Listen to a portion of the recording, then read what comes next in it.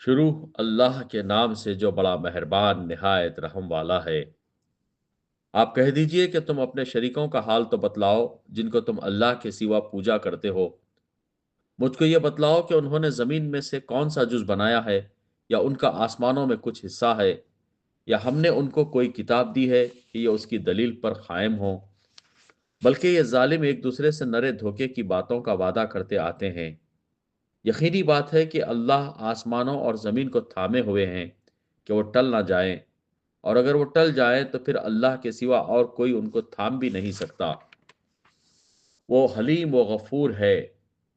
اور ان کفار نے بڑی زوردار قسم کھائی تھی کہ اگر ان کے پاس کوئی ڈرانے والا آئے تو وہ ہر ایک امت سے زیادہ ہدایت قبول کرنے والے ہوں۔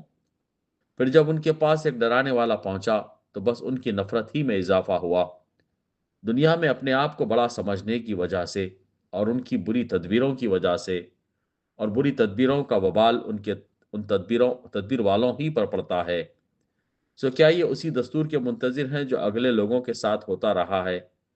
سو آپ اللہ کے دستور کو کبھی بدلتا ہوا نہ پائیں گے، اور آپ اللہ کے دستور کو کبھی منتقل ہوتا ہوا بھی نہ پائیں گے۔ اور کیا یہ لوگ زمین میں چلے پھرے نہیں، جس میں دیکھتے بھالتے کہ جو لوگ ان سے پہلے ہو گزرے ہیں ان کا انجام کیا ہوا، حالانکہ وہ قوت میں ان سے بڑے ہوئے تھے۔ اور اللہ ایسا نہیں ہے کہ کوئی چیز اس کو ہرا دے، نہ آسمانوں میں اور نہ زمین میں۔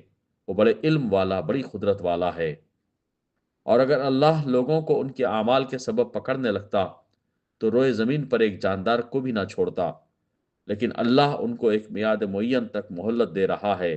سو جب ان کی وہ میعاد آ پہنچے گی، اللہ اپنے بندوں کو آپ دیکھ لے گا۔